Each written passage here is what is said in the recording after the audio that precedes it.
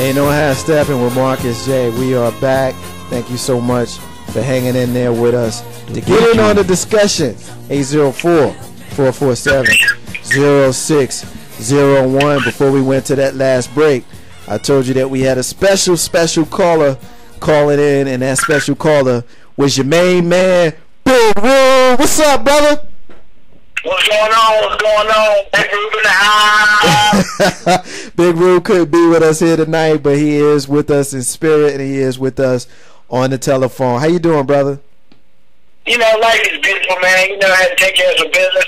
Couldn't be in the studio today, but I figured, you know, I still got to get some love out there. So that's what's up. Rube in the house. Big Rube isn't the only person that we have on the line, as we do every single week at this time. We got your main man, the NBA analyst of Ain't No Half Steppin' with Marcus J, my brother, my partner, my friend K Dub. What's up, brother? What's going on? What's going on? How you doing, man? I'm good.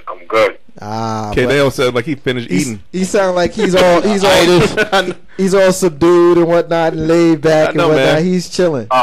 I'm actually disappointed, man. Rube better be glad that he's not in the studio. Oh, I got him, K-Dub. I don't even know. Hopefully, because of the setup that we got going on, I'm not sure that Big Rube can hear K-Dub and K-Dub can hear Big Rube, so we'll have to pass it along. But Big Rube, if you can hear Marcus J, K-Dub said he's sad that you're not in the building right now because he wanted to get in that ass. Hey, look, man. It's like this. We took it 5, the mark. We did it better than game 1. I really can't be upset. You know, people got my dreams. What? You can't be upset? Nah, man. All right, well, let's do this. Let's just be real about it. All right, well, let's do this, Big Rube. Let's do this. We're gonna go through each of the series because we got you on remote. We're gonna do your series first, basically because your series is over and it's gonna be shorter. K-Dub, let's talk about OKC and LA.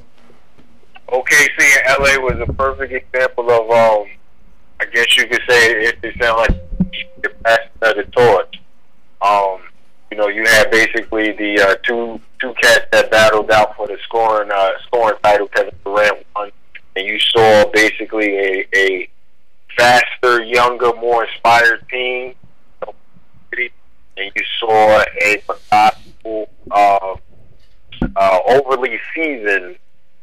overly seasoned team that had a lot of holes in it, and you saw the better team basically won, just like Rube said.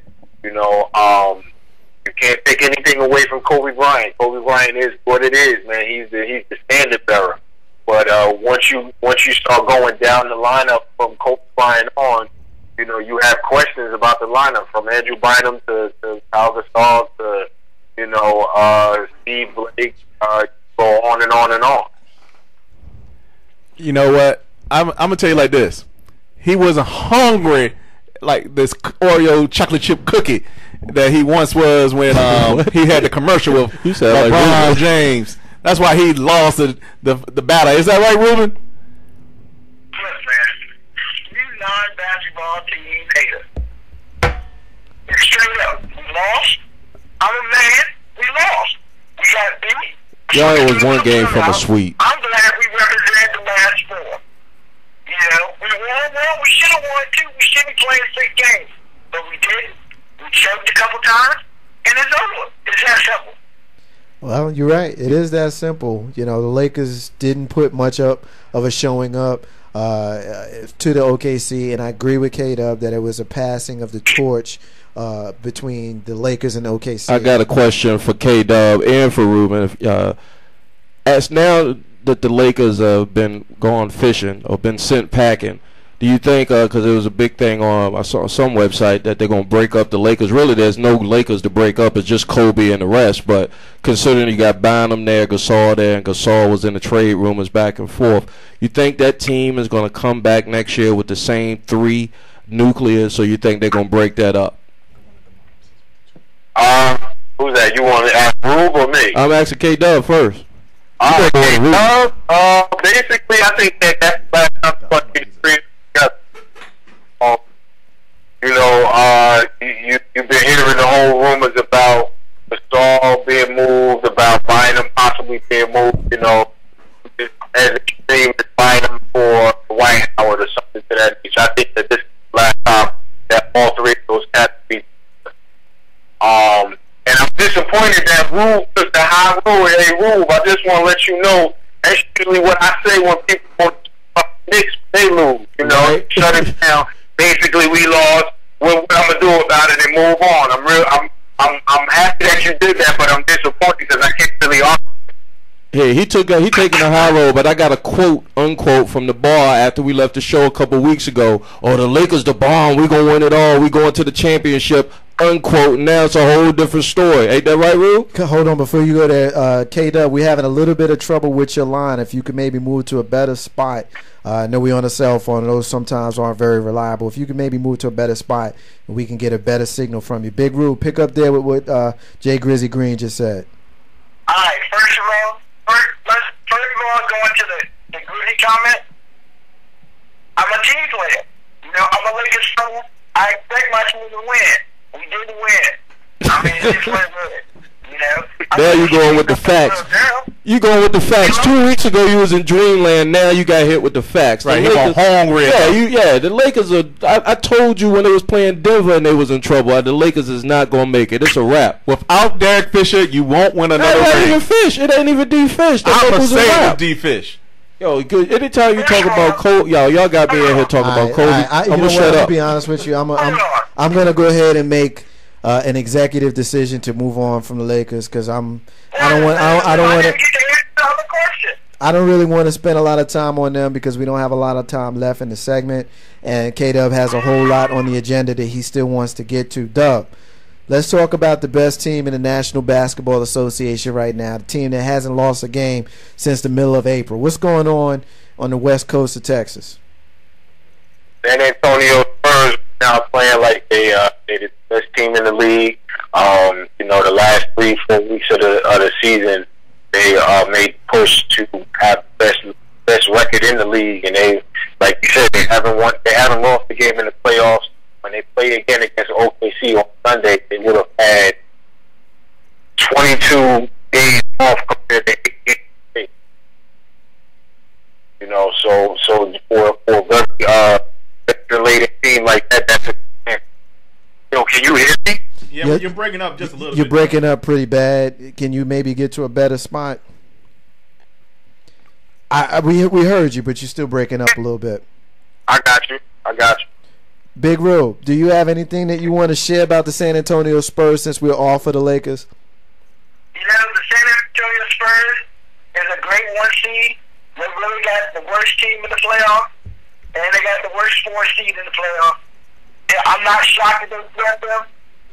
You know, but that's what happens when you're a 1 seed. You get the best matchups. All right, so K-Dub, back to you, K-Dub. You got OKC playing against the Spurs. How you see it going? My heart wants to go OKC, but my brain telling me to go with San Antonio. Okay. Are we going to see 7 or 6 games? I'm hoping that it goes 6 or 7.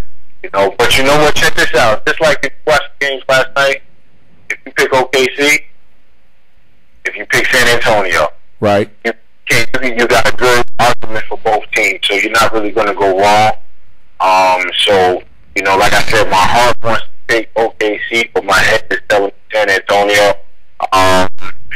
By this time next week, we would have had at least game 1. So, you know, I may have one choice after game 1. Now, moving on from that, because that series hasn't really started yet, so it's not really a whole lot that we can say about those two teams. You know, you got a young, athletic team playing against an older, experienced team. My personal opinion is the Spurs probably win this series, probably in 5 or 6. I don't see this one going 7. I don't think it's quite the time for the OKC Thunder just yet. But I do think it's the end of the time for the Spurs, and I think the Spurs, well, I won't share who I think is coming out of the East just yet, but I think the Spurs are going to definitely be representing the West in the National Basketball Association Finals. Let's move on to the East now, K-Dub, and have you pick up with what's going on with the Boston Celtics playing against, in their series, playing against the Philadelphia 76ers. After what you've seen so far, has it changed your opinion on what's going to happen at the end of the series and who's going to be playing in the Eastern Conference Finals? Boston Celtics. I know one in particular individual. Sabrina is happy that I said that. Yes, the Boston Celtics will be playing in the Eastern Conference Finals. They just show more. They just show that they wanted more than Philadelphia. You want to say that Philadelphia was young and experienced as far as to take to that next level. But I think Boston will represent one of the teams in the Eastern Conference Final. All right, we still having some trouble with your line, Kato. We're going to disconnect your line and have you call back in so that we can get a better signal. And while we're doing that, we're going to continue talking about this series. Hopefully, by the time we get to Miami and Indiana, we can get a better signal with you. Basically, Big Rube, he thinks that the Boston Celtics are going to prevail in this series. How you see it going? I agree with that. I feel like the Boston Celtics really have kind of put their best foot forward, and basically Philly has to do the impossible to win. They have to win 2 out of the last 3 games. Was 2 of them being in Boston? I'll see it. All right, we got technical difficulties here at globalscaleradio.net, but we still going on strong here. We got my man Big Rube on one line. We got K-Dub. We got the conglomerate in here. Ain't no half stepping with Marcus J. I think we got everything back on and popping now, so take it away, my man. Appreciate that, Jay Grizzy Green. We got K-Dub back on the line. Dub, you were telling us that you think that the Boston Celtics will prevail. Big Rube just gave his thoughts on it. Give us the and of course we know we got a special friend who is a Celtic fan, and I appreciate her for listening. Okay. I appreciate her for listening. Too bad she roots for the team that plays north of Madison Square Garden. But anyway, right. Anyway, Dub, pick up there, brother. Yeah, man, Boston. Now let me ask you, y'all can hear me now? We got we can hear you. That's better. We should have did that sooner. There it go right there. They was trying to hold me down, man, down here. Yeah, listen, Boston. I think that they showed their experience, and to be honest, man, right now KG is playing like he's back in Minnesota. Like I said last week, he out there just doing what we knew KG to do. Maybe it was the fact that maybe his body needed a little bit of time to heat up. Possibly, I don't know, but he's looking like a few years ago KG. He even went as far as don't be surprised tonight he gets a very bad response from the Philadelphia crowd because he made a comment saying that the Philadelphia fans are fan weather fans. Wow. This is the same crowd that a few years ago in football they threw snowballs and booed Santa Claus. Santa Claus, yeah. Challenging the wrong fan. So these are the same people that got a jail inside the what was it, Veterans Stadium. Yeah, they got a jail in there. So Philadelphia, they go hard, brother. Yeah, so for him to say that, and I believe going into Philadelphia tonight, he's not going to get a warm reception. But I think Boston will go ahead and close it out tonight. To be honest.